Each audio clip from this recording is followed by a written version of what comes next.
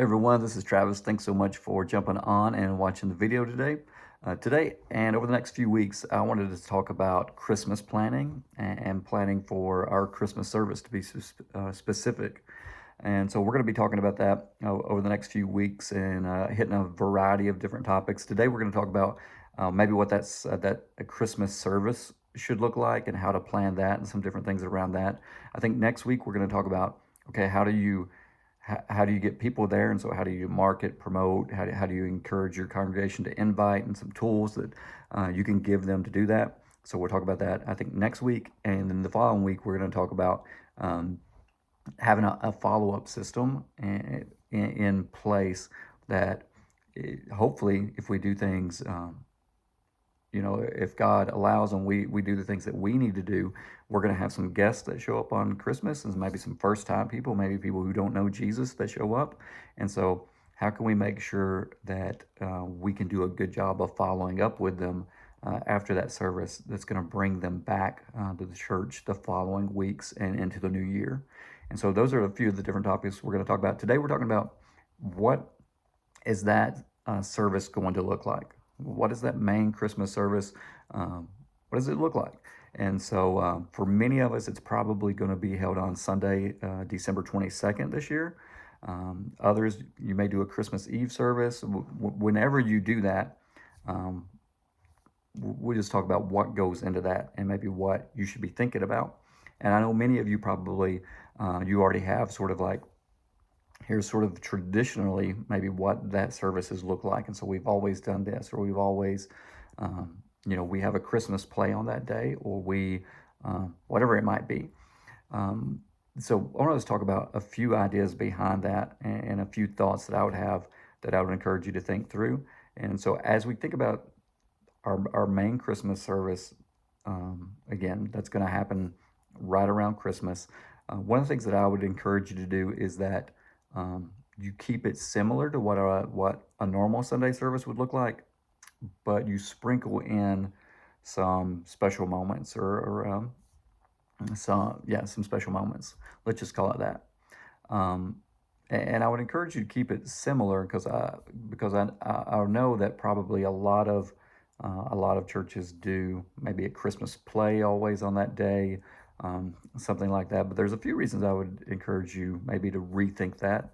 And if you've typically done maybe a Christmas play or just something very different than what you do on a typical Sunday, maybe you do that maybe that week before your main Christmas service. And here's the reason that I think you're more likely to have guests on that December 22nd and leading up to Christmas on during that time period than you would on any other time during the month of December, I would think. And so if you're going to have guests come, a couple of different things. I don't want it to. I want it to look like what a typical Sunday would look like because I don't want to give them an experience that's going to be different than what they would get if they came back. Um, Let me try to explain that better. Um, you know, if they come and it's a Christmas play and they just come and enjoy that, um, there's maybe nothing about that um, that really gives them an idea of like, well, what does this Sunday service really look like here? Um, and so I think you have to think about that. Like we don't want to have our service look so different in Sunday service that when they come back on a Sunday service, they're like, oh, this was not what I expected. Um, and so that's one reason. And the other reason, which I think is definitely more important, is that on that Sunday, hopefully God's going to bring some people who don't know Jesus, um, who've never been saved before, or maybe they have got out of church for a while. And so I believe you want to use that service, and God wants to use that service to preach a message that's going to give an opportunity for salvation. And you would give an altar call or an invitation at the end of the services. And so that's generally harder to do if the majority of your service is just the Christmas play, right? It's a lot. I think it makes a lot more sense if we're preaching a message that's leading people into thinking about salvation and those type of things. And so that's why I would encourage you don't make it so incredibly different. Like, don't bring in people to do a special singing, um, different things like that. Like we want to give people an idea of what it's going to look like on a typical Sunday morning. But we do want to sprinkle in some special moments and special things. And so there are a few things you may want to think about doing. And I would encourage you to think about doing is that maybe you do add in an additional song. And so, and I'm guessing maybe you're doing maybe some Christmas carols or some hymns or songs that are just typically, maybe you wouldn't do any other time of the year, but you're going to do them during the Christmas season. And so maybe you're going to add in an extra song on that Sunday, or whenever you're doing that Christmas service. Maybe think about doing that. Um, you may do. I know many churches do, especially on Christmas Eve, they'll do a special like candle lighting at the end of the services. Many churches do a communion as a part of a service on Christmas, and so they'll kind of add that in, which may not be something that they're doing all the time. You may even think about doing maybe a fellowship meal after your service, and so you have Christmas services, and then you're going to have a meal all together as a church. And so if you're doing that on like the Sunday, December 22nd, it may make a lot of sense to do something like that. You may want to get kids involved, and I know I talk about this a lot about especially getting kind of the next generation, especially younger people involved in and being a part. But um, it's sort of a uh, it's sort of a twofold reason, especially on Christmas, is because well, we want to get young people involved at an early age in serving, um, and so this is a great opportunity to do this. Um, but also the second part of that is a lot of times if we get young people involved, say maybe you get the kids up and they're going to sing a couple of Christmas songs, and the children's ministry kind of leading them in that, and that's going to be a part of the service that day. The other part of that is that they're more likely to invite parents are going to show up, grandparents maybe show up, some other relatives maybe they don't typically come to church on Sunday, but because their grandkids are going to be singing, going to be part of the service, something like that, they're going to be more likely to show up on that day. And so I'd encourage you to get the kids involved. And the other part of that is too, and kind of leads me into the next part, is that you want to do something for kids on during that Christmas time, during Christmas services. So many parents these days really make decisions based upon where they go on vacation, um, whether they go to church on Sunday or not, where do they go to church with. A lot of those decisions are based around their kids and what their kids would like to do. And so I want to encourage you to do something for kids that's maybe, again, out of the ordinary. And so maybe you're going to have, um, I don't know, pancake breakfast that morning, and you're going to invite families to come and partake in that. And we're going to feed your kids.